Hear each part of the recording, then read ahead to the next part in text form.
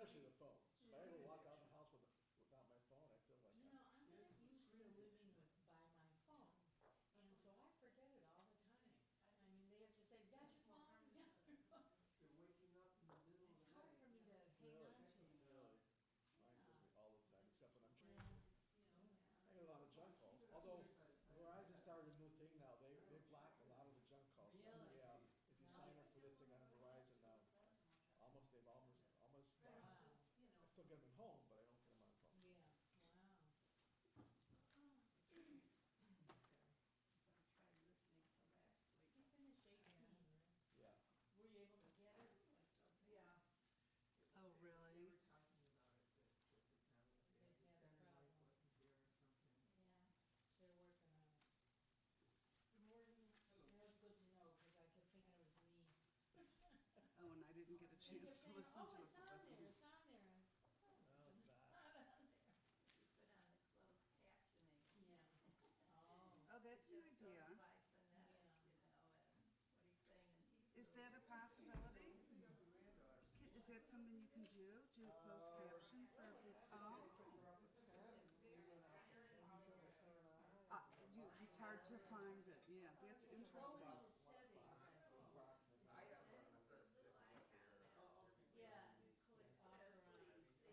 a Little icon. Yeah, click off or on. Oh, but even if the sound's bad, that wouldn't work. Partially. And they're all in the app, which basically.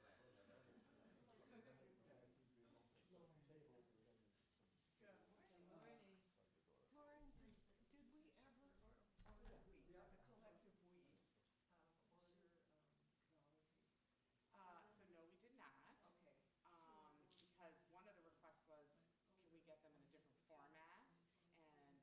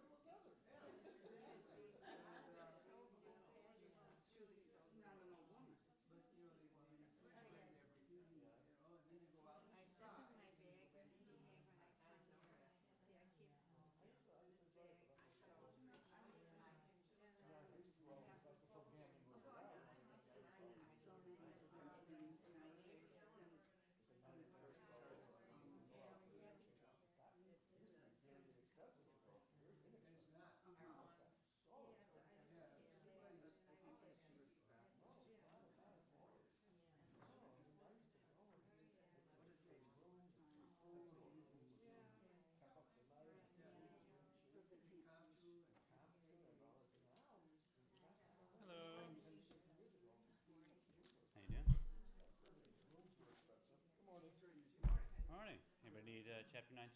Everybody needs that. Everybody. Oh, well, you do. Good answer. There you go.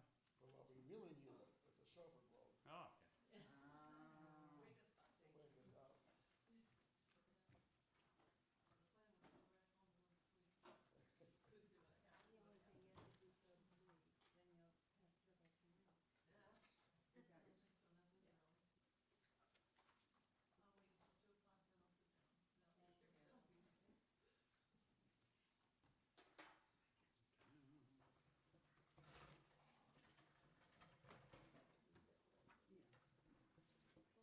You got your, yeah.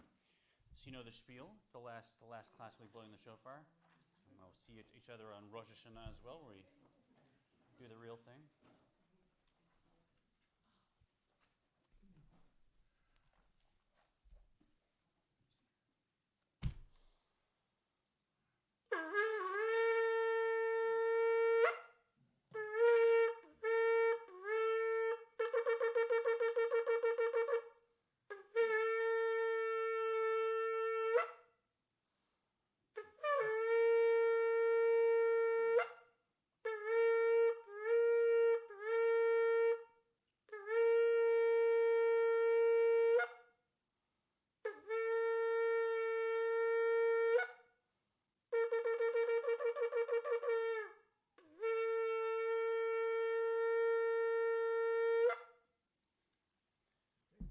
Okay, feel better?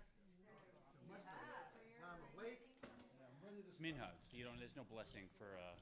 There's a blessing on Rosh Hashanah. There's no blessing in Elul for that.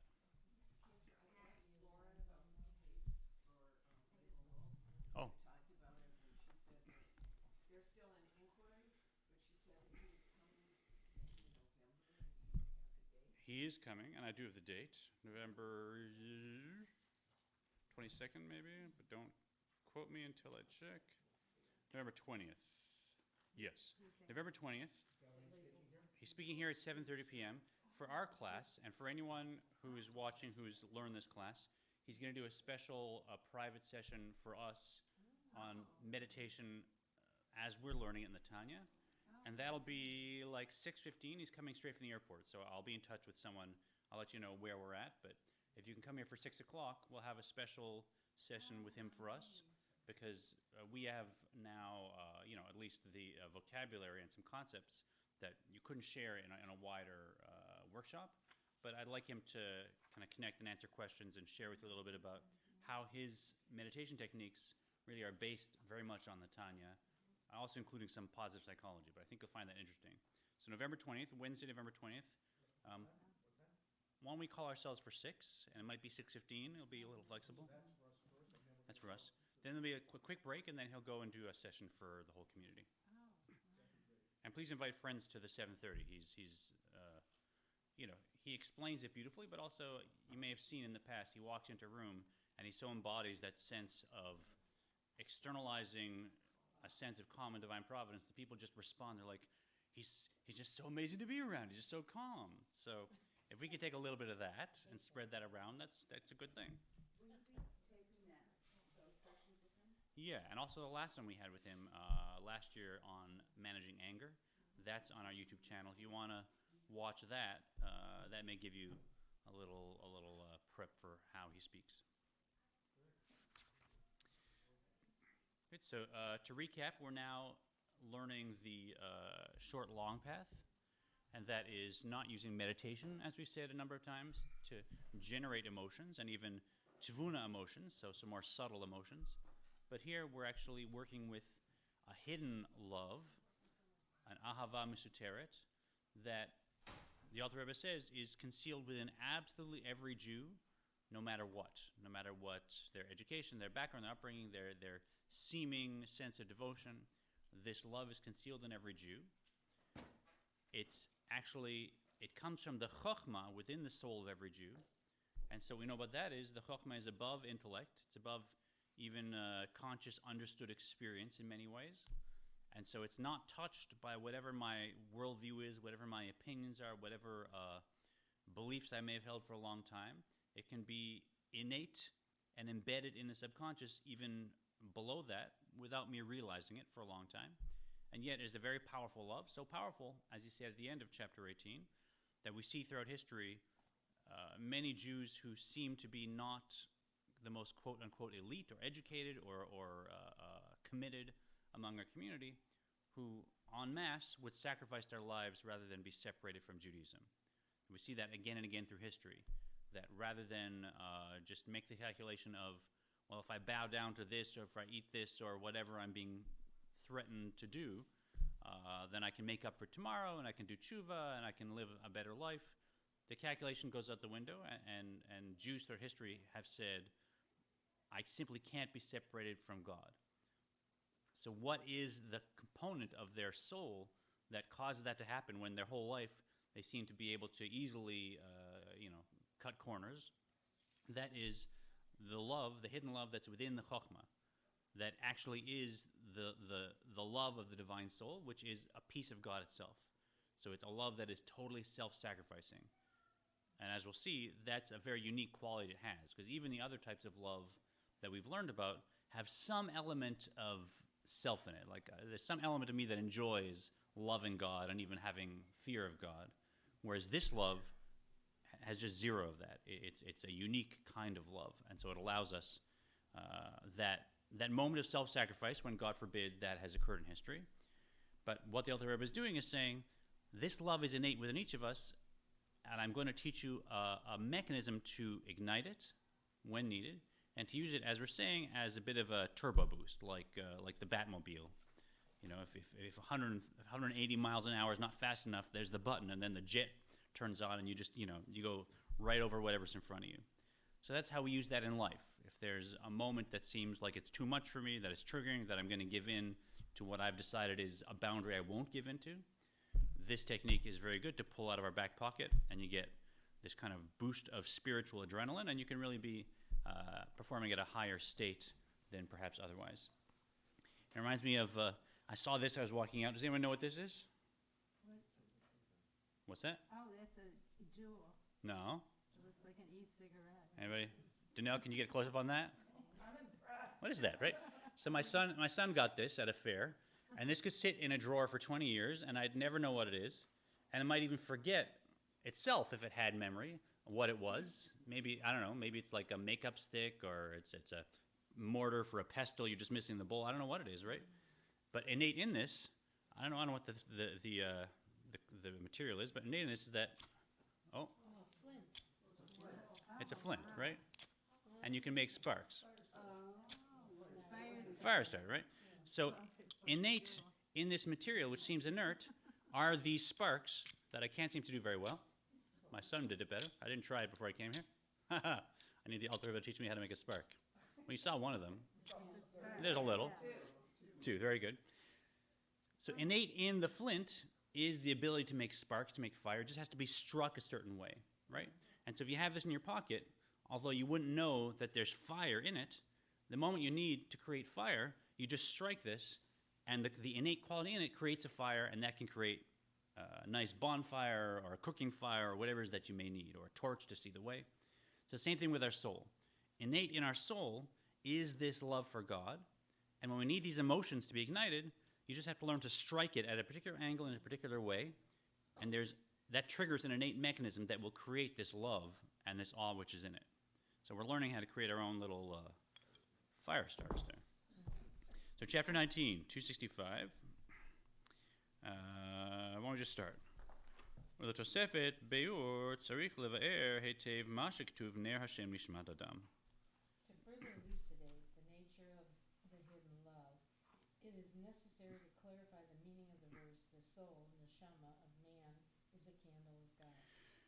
The soul of man is a candle of God. So this is often quoted in Hasidus, in the Hasidic inner explanations of Kabbalah. It's from Proverbs.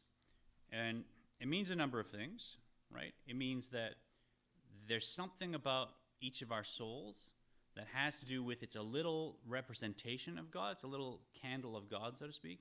And by understanding the structure and the flow of our soul, we actually understand divinity, right? But here we're going to look at a particular quality of a candle, Because whenever we use an example in Hasidus, we understand that every facet of the example, if it's a good example, a mashal, is there to teach us something about the analog, right? The analogy is teaching us about the analog.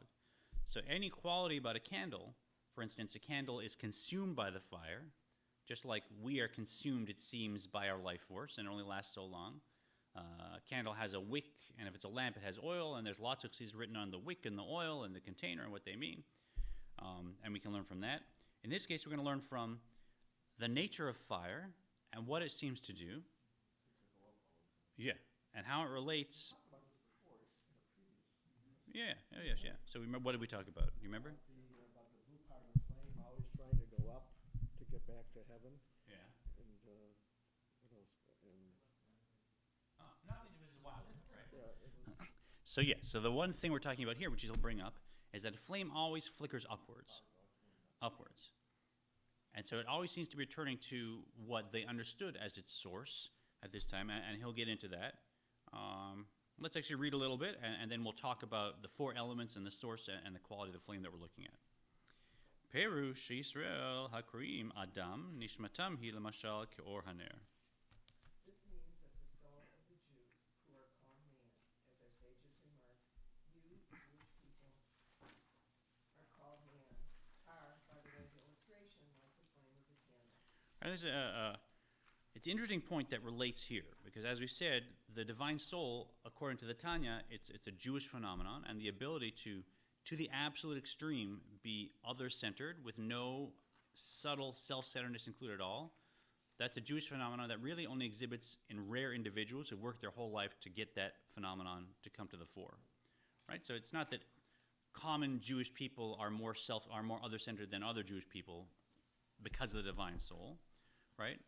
Most of us are not fulfilling this vision, and it's not that non-Jewish people can't be righteous people. We know there are righteous among the nations, but as a whole, he's saying the phenomenon of having the capacity to the nth degree, to the most subtle way, be completely other-centered with no self-centered drive whatsoever, they see that as a Jewish phenomenon.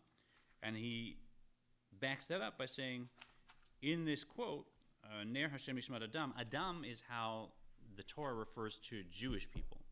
Whenever the word Adam is used, it refers to Jew. There's other words for humanity as a whole, which is also infinitely important. But if it's Enosh or Ish or other terms, that actually doesn't necessarily refer to Jewish people. Adam is always referring to Jewish people since there were Jewish people. I guess Adam was the soul of every Jew, and he wasn't really Jewish, right? So that notwithstanding. Whoops. Were you thinking about that? I thought I read your mind there. No? Okay. Shemit na'aneh tamid lemala betivo. Right, so what does a candle do? It never flickers down.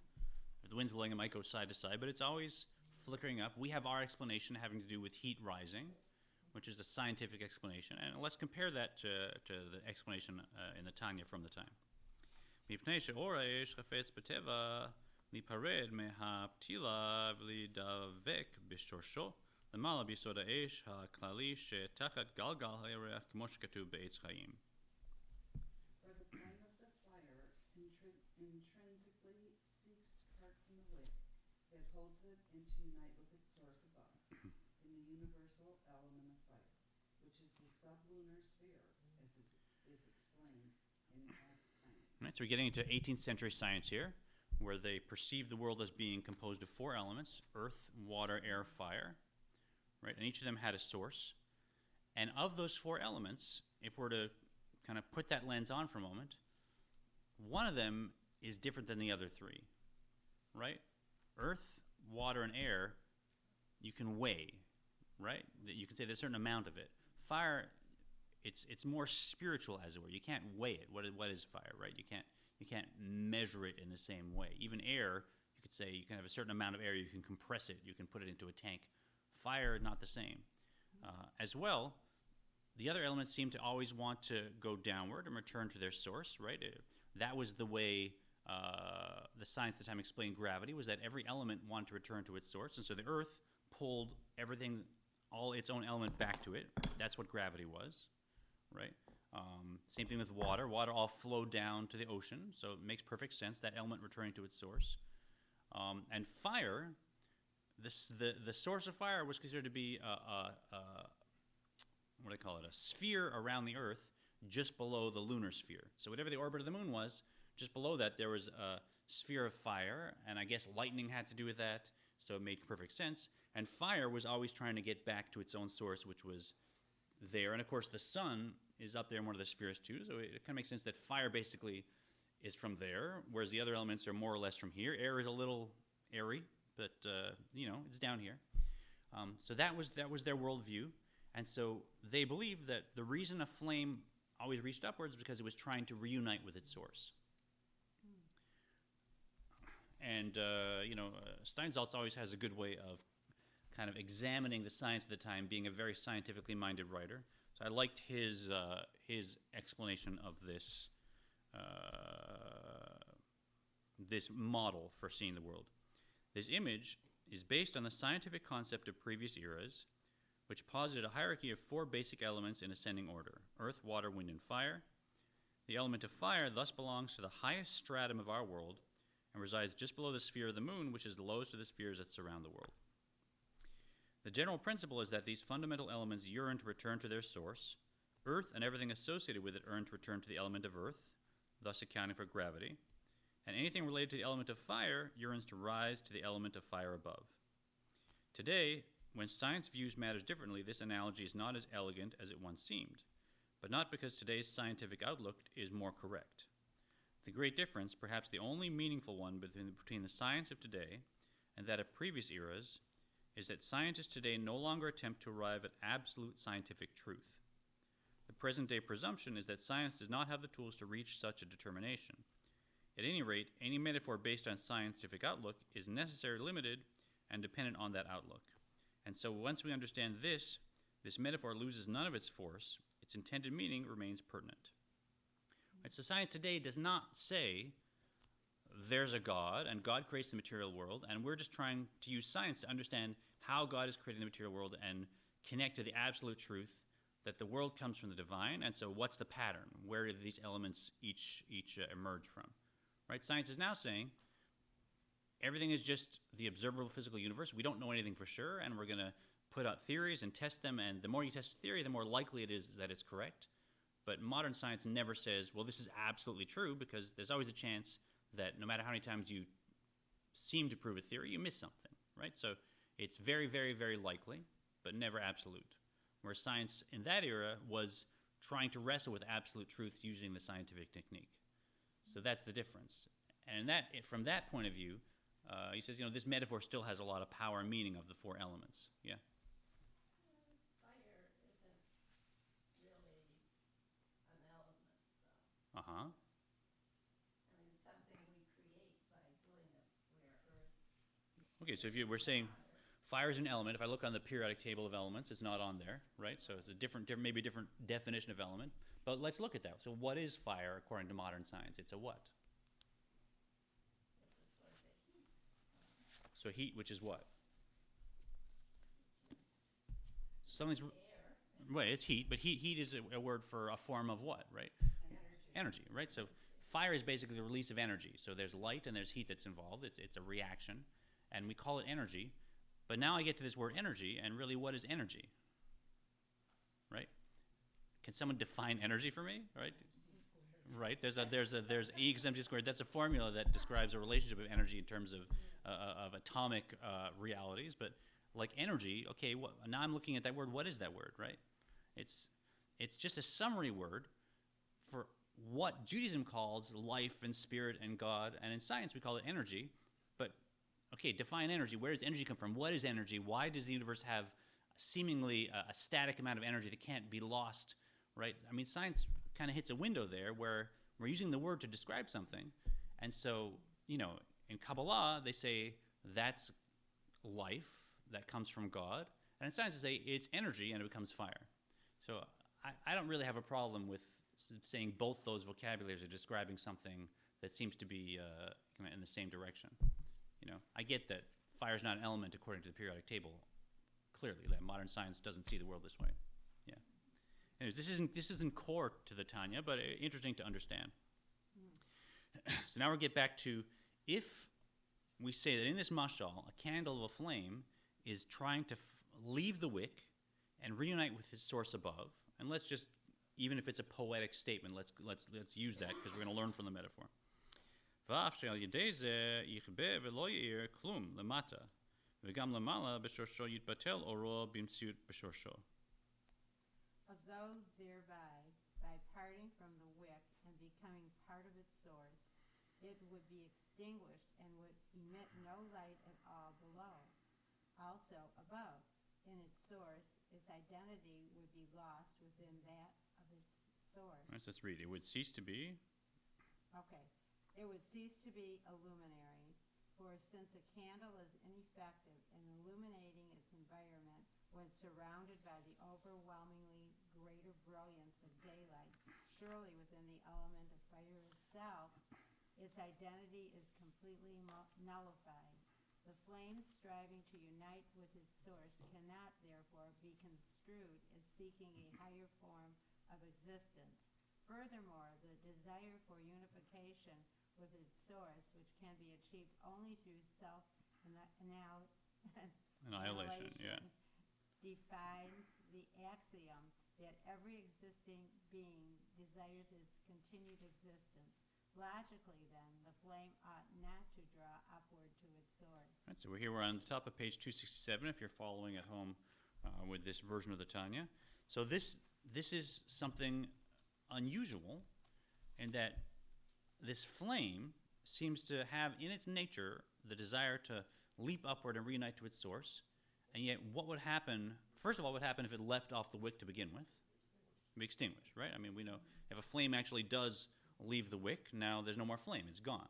So A, that would be the end of the flame. And B, even if the candle could somehow reach up and get into its source, and let's for our example use the sun, because for us that's more obvious, right, than the sublunar sphere of fire as an element.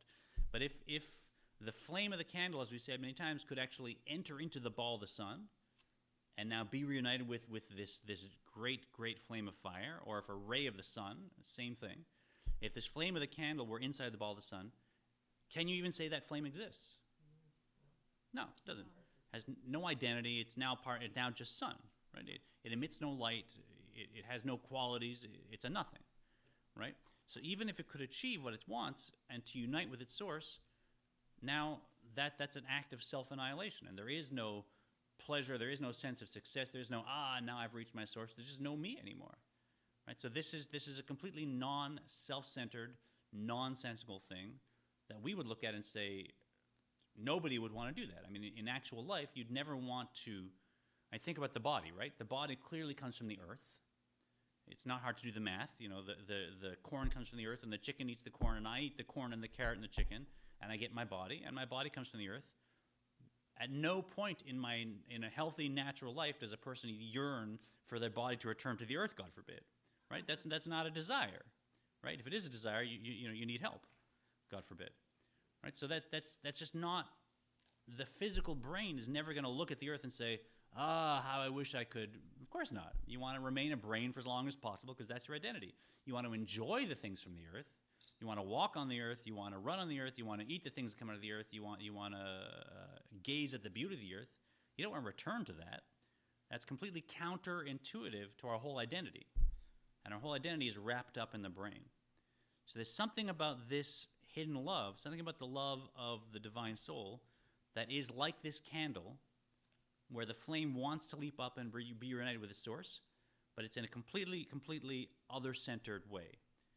There's nothing self-centered about it because, in fact, the self is gone at that point, right? Right, and we have the word nature here, and you can't just throw that word in without touching it at all. He examines it on the next page. Let's wait for that. Kach nishmat hadam v'chen b'chinat ruach v'nefesh. Just as a candle constantly seeks to reunite with its source, so also the neshama of a Jew, and also the levels of ruach and nefesh. Although the verse states that the neshama of man is the candle of God, this comparison is not limited to one within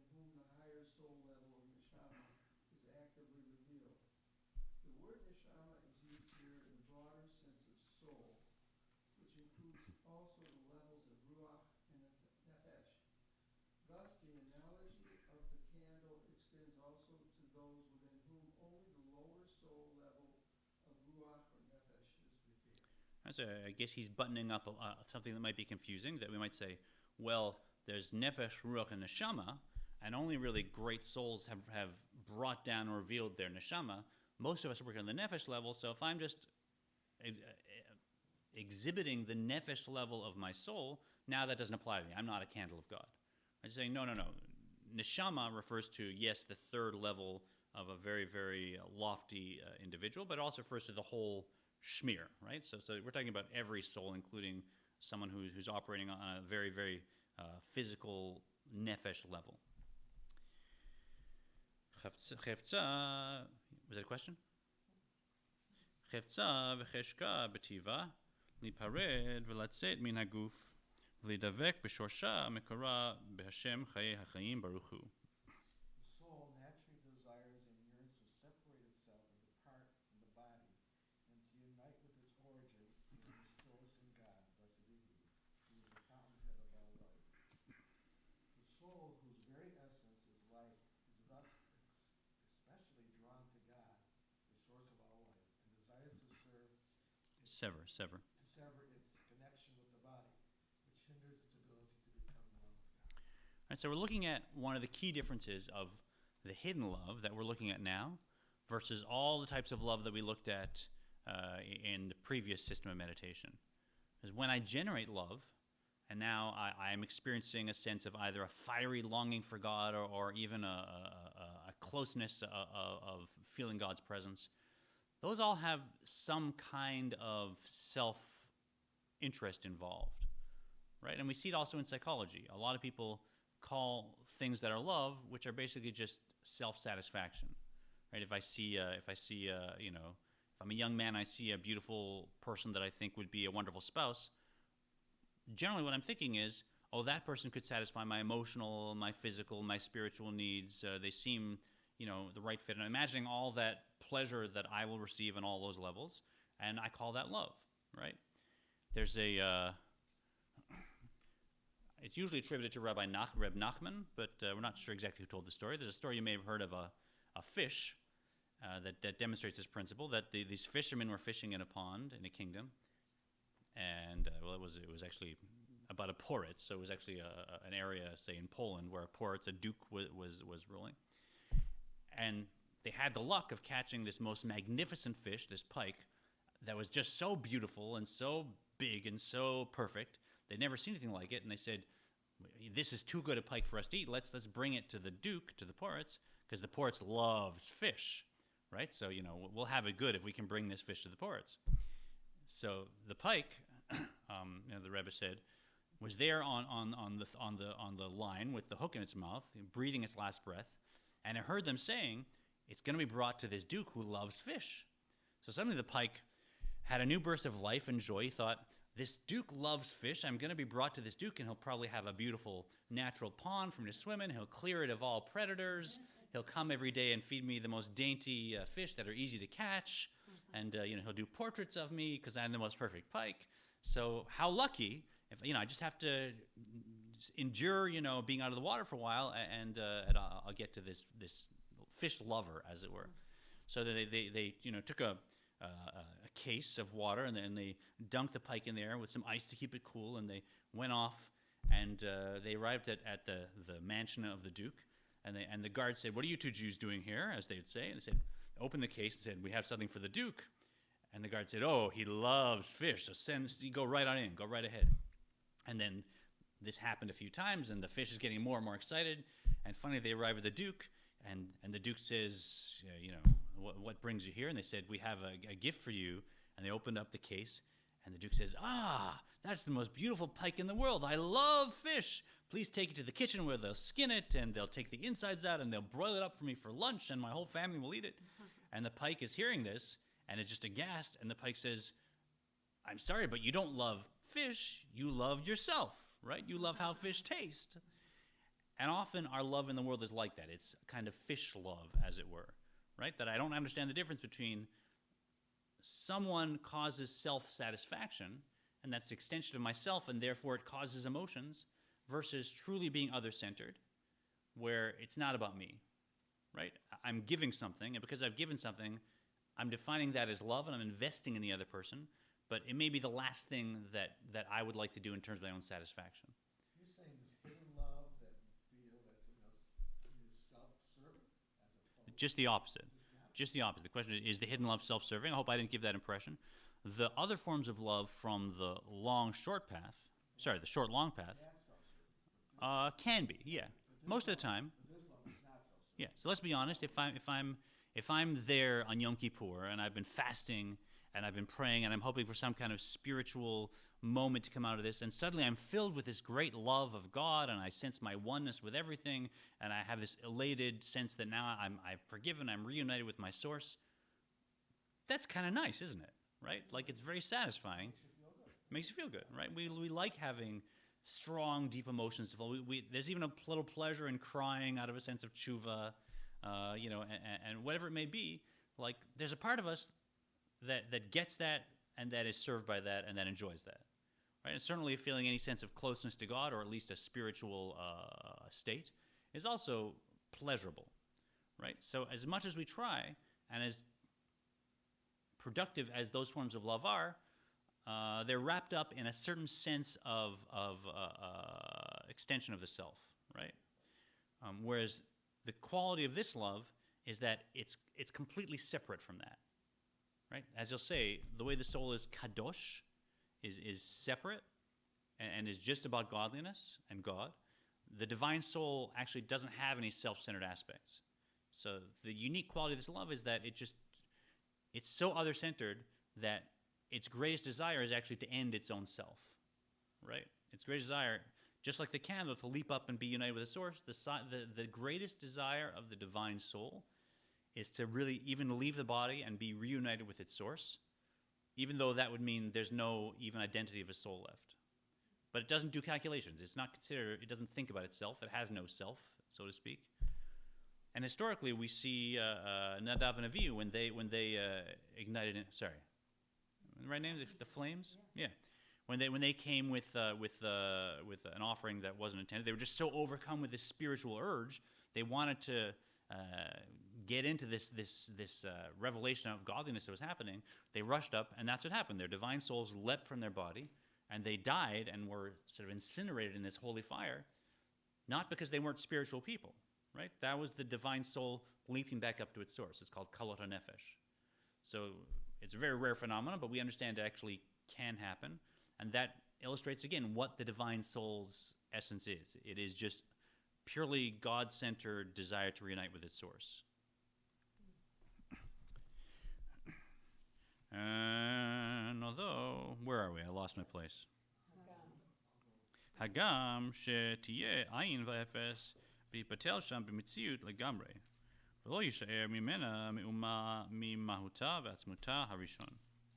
So thereby it would become null and naught, and its identity would there in its source be completely nullified, with nothing at all remaining of its original essence and self. Right, so that we understand from the example of the candle. The soul, if it were then back united with God, before it was emanated as a soul, is nothing. There's nothing there. It is no soul. אף על פי כן זה רצונו וחפצה בטבעה. This is its will and desire by its nature. Note the expression, with nothing at all remaining of its original self. Unity with its source would not cause the soul to create, to cease to exist. On the contrary, this is the soul's true Quintessence. However, in this state, the soul ceases to exist as it exists while clothed in the body, a distinct entity, with its own intellectual and emotional power, and so on. Therefore, it cannot be postulated that the soul's yearning to unite with its essence merely represents the desire for self-evaluation. Oh. Self-evaluation is possible only when the original self remains. For example, a person may well strive to better himself, to become wiser,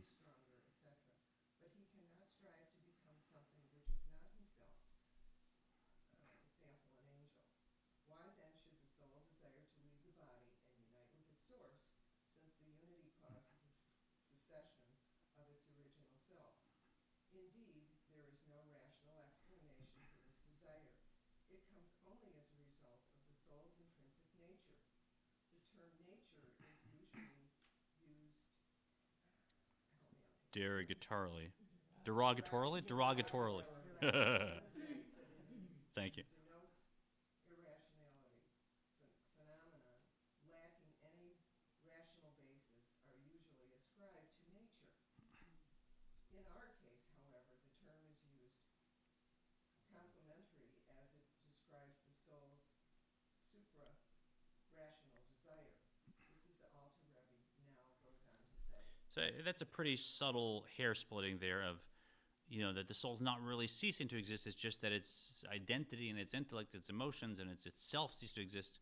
Okay, I get that. I think for our conversation, it's fair to say the soul as an I, as a self, that self ceases to exist, right? I'm comfortable with that for our conversation.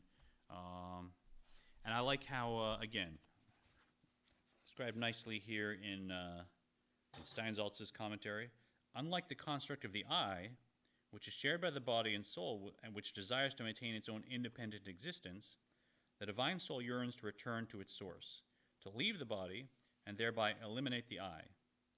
Thus, the soul is not similar, and the divine soul, he's saying, is not similar to the I, nor to any phenomenon that tends to maintain a person's existence and sense of self, because to the contrary, it strives with all its might to eradicate itself, to break free of the particular conditions of its being, and to be absorbed into the source of all souls. And here we get to the word nature, which the Alter Rebbe will describe. And nature is a funny word, right? Because really, just in colloquial English, what does nature mean? Outdoors. Yeah. So the nature means the general outdoors. But I mean, when you say it's something's nature to do this, a spider just by instinct, by nature, spins a web, right? Or a lion is a natural predator and a deer is a natural prey, right? So a deer's not going to turn around.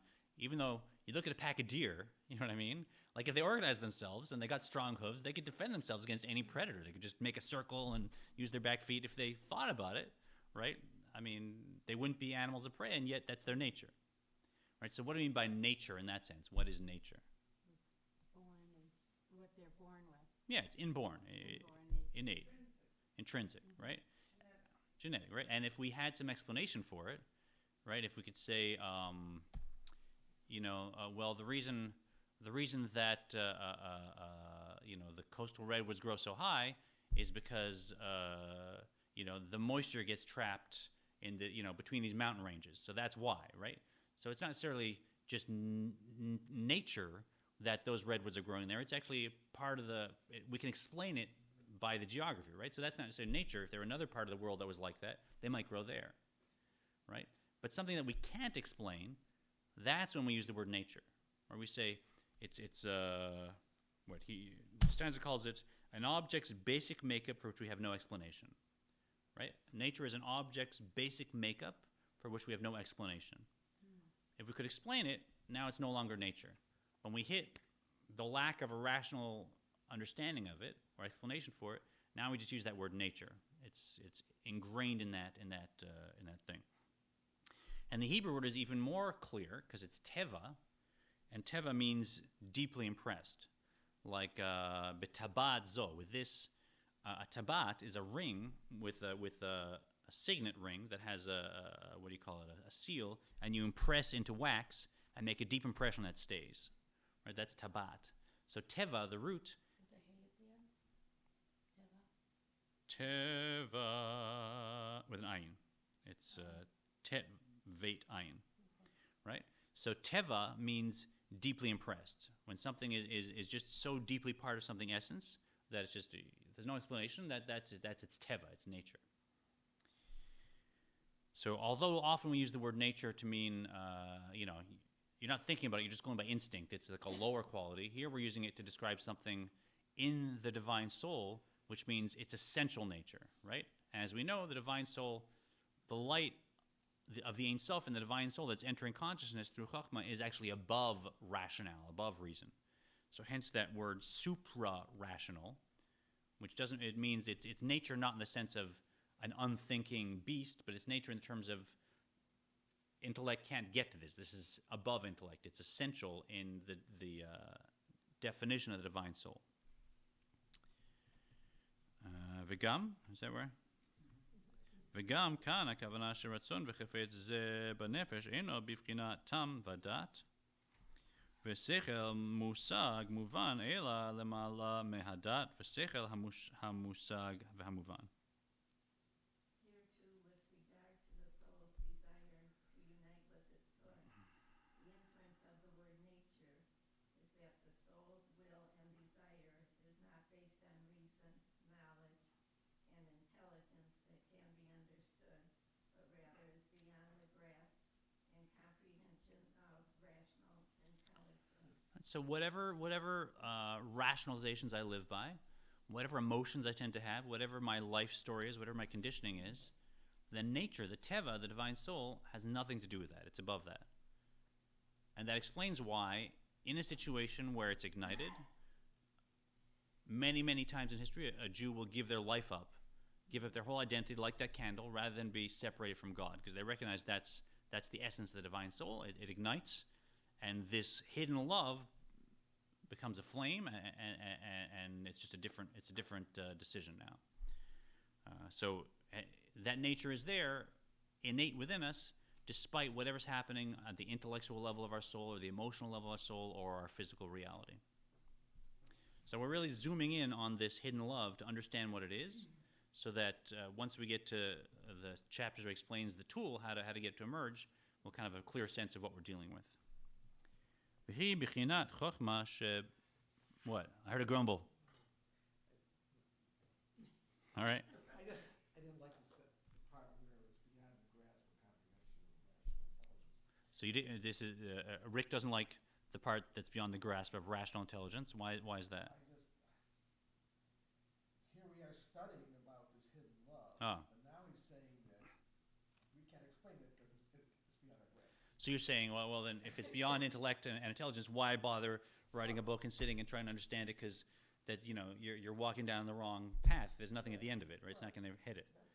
Yeah, and that's the paradox of Chabad Hasidus, is that Chabad stands for Chokhmah Bin and Dad, which is the intellectual components, and so the Alter Rebbe, unlike really uniquely to any of the other great Hasidic founding Rebbes, created a form of Hasidus, of understanding Kabbalah, that the intellect could actually integrate, right? Now, how he did that, how he created a system where the mind itself, with its intellect, could, through metaphors and analogies and understanding emotions and integrating, could somehow understand something of something that is super rational, that's completely beyond the intellect. That's just a wonder of Jewish history, right? That's why this book is considered so unique, right? So your point is well taken. If it's beyond rational intellect, then what are we doing here for a year intellectually studying this? But that's the gift of the Alter Rebbe, that Chabad Hasidus created an intellectual framework to integrate spiritual realities that are above the intellect into the intellect and the emotions at the same time. And the secret is the intellect controls the heart, and the heart sees higher than the intellect. The heart sees more of this divine stuff. So it's more complex than it sounds. But I take your... Like you just accept this because you know this is what God wants. Is it? I think that there's some things that you accept, but the challenge here is to try and understand as much as we can of what we do accept on a spiritual level. And don't forget, Chabad, Chokhmah Bin Dad, also includes Chokhmah, right? So although we say it's beyond intellect,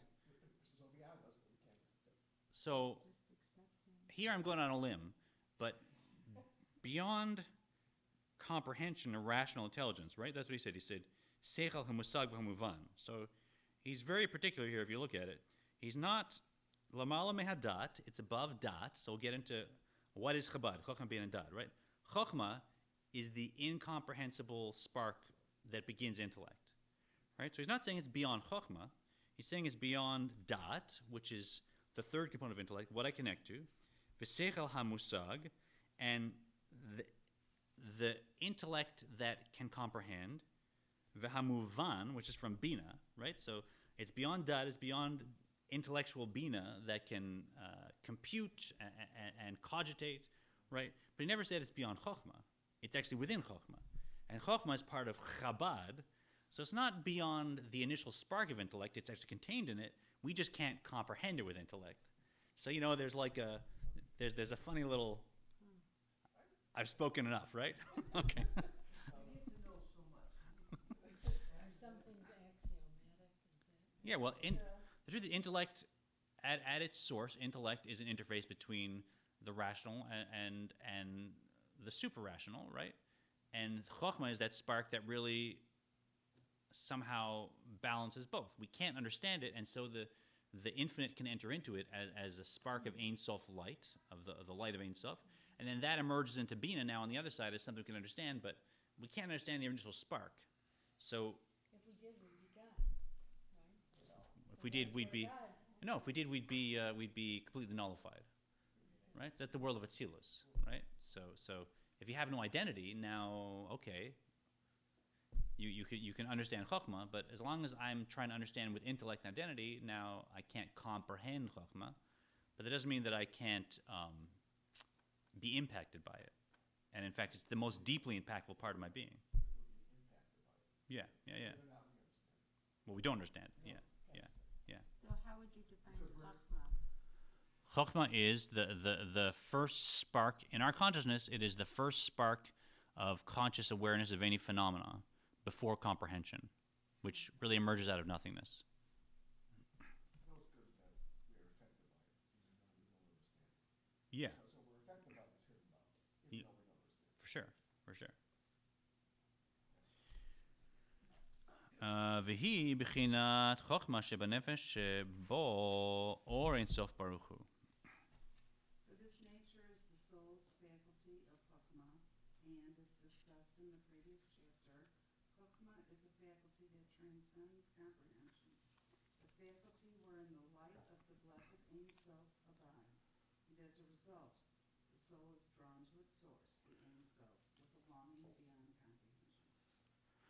Thus we see Thus we see the nature of the hidden love, i.e., the quest, is the longing of the soul to be united with its source. The Alter Rebbe now goes on to explain the designation hidden love. So now I think we have a sense of kind of where the hidden loves comes from. We have a sense of the nature of the hidden love, how it's different from all the other loves, and that it's completely other-centered, right? And we have a sense of how it relates to that flame, and that it's always yearning to strive upwards and leap upwards, even though that's it means the end of the self. It's the most other-centered act possible, right? It's contrary to anything we would do in my nefesh bamit type of inspired love, right? So we're going to go on to learn more about zeroing in on the nature of it, and in further chapters how to use it. But let's return to our practice of the long short path. I always get them confused. And I think we looked at Danelle. Do we have that echad for the screen? Is that?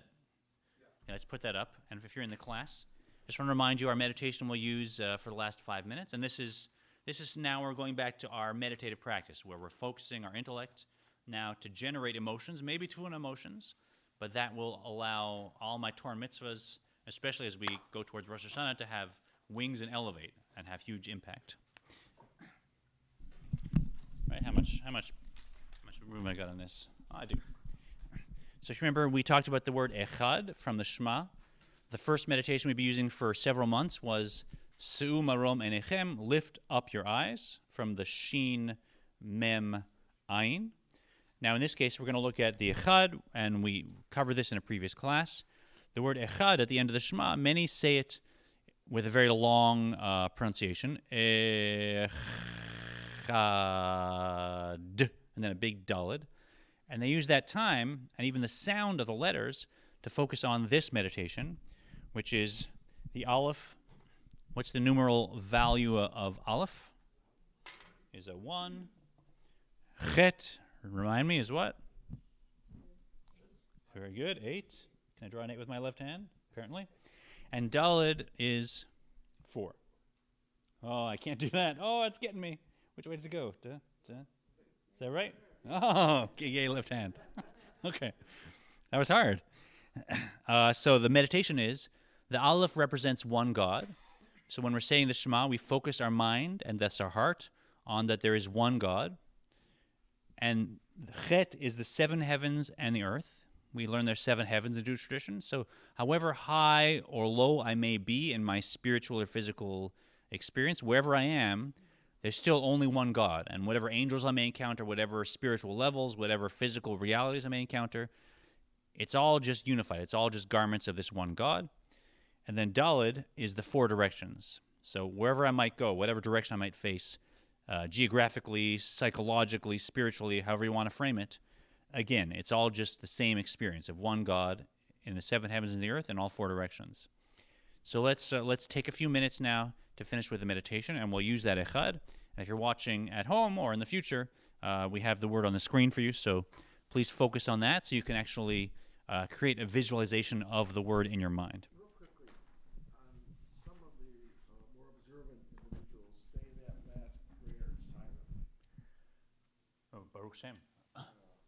So the Shema and then Baruch Shem Kavod. Yeah, I heard, it comes from when Jacob was blessing his sons, he said that in response to them, and he borrowed it from the angels. And because we borrowed the phrase from the angels, we're like, shh, don't let them know. They'll take it back. So we're like, shh, don't, say quietly. So if you like that, that's the agadic, I think, explanation that I'm aware of. So if you find yourself in a relaxed position with your spine lengthened, try and feel your feet heavy on the ground and the weight of your hands wherever they are, on your legs. Let's focus for a moment on our face and soften and relax the muscles of our face. Let the forehead be smooth, the eyelids smooth and dropped. Perhaps have your tongue just resting at the base of your mouth.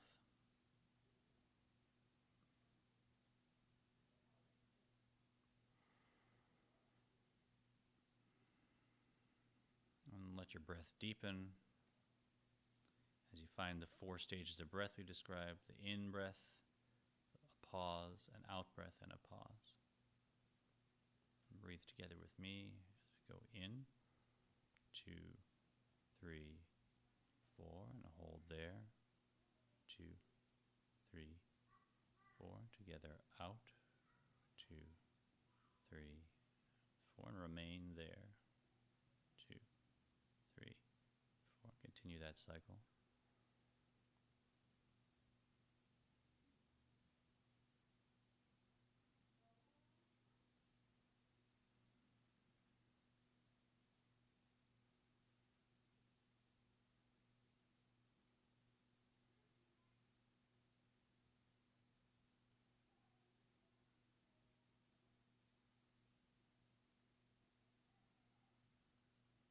If you're not already doing it, let your belly expand outward as you breathe in. As you breathe out, let your belly pull back upwards towards your diaphragm. Breathing like a baby, relaxed and calm, taken care of.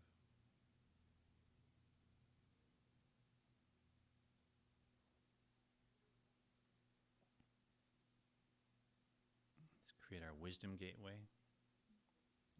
Wisdom gateway we're using is the pause between the end of the in-breath and the beginning of the out-breath. And be aware of that space, that pause, and remain there, as it were, for the rest of the breathing pattern.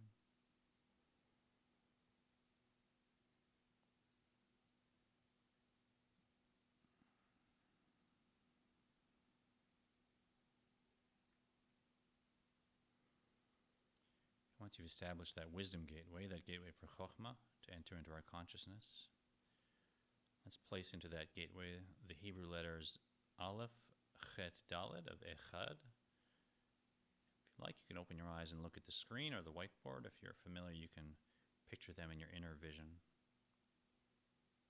Echad means one.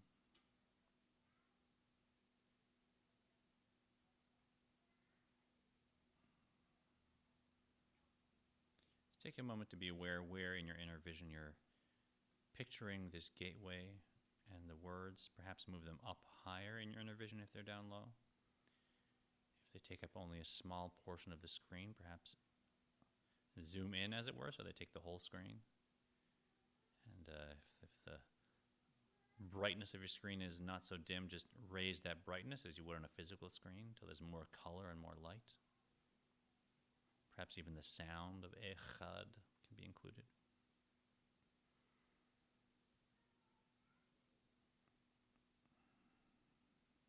Now let our new meditation fill your mind. The Aleph means there's one God. Chet means there's one God in all 7 heavens and the earth.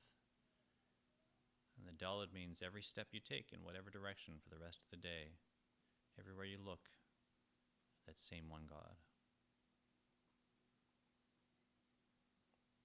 And just direct your mind to be filled with that concept, with whatever details occur to you.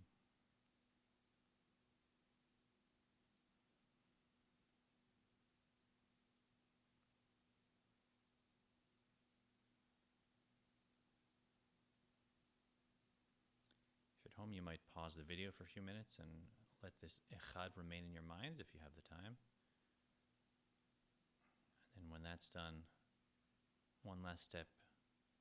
Picture the light from this word flowing through all your emotions, all your actions for the rest of the day. Just be aware that we're now generating new emotions, other-centered emotions, where we're recognizing the divine oneness of every experience, every moment throughout the day. And this meditation is there, accessible to follow us through the day. Just take a few breaths and come back to it if you find your need of generating a new set of emotions in any situation.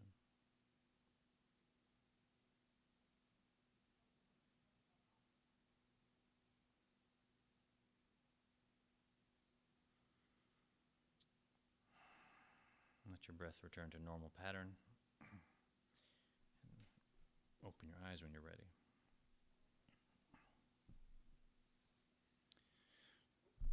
Very nice work today. I wish everybody a Shana Tova. I hope I'll see you at High Holiday services, and know that we're creating we could have a whole year on that, but we're actually building what's called building Malchut for the rest of the year. So all this spiritual energy for the rest of the year, it's coming down into reality at a very spiritual level, but it's all coming down. And our actions over the next few days are very, very powerful to affect the rest of the year. So just keep doing what you do. Thank you. Yeshar koach. That was Good. Yashar koach. Well, you got a few minutes now. I want to hear about the Israel trip.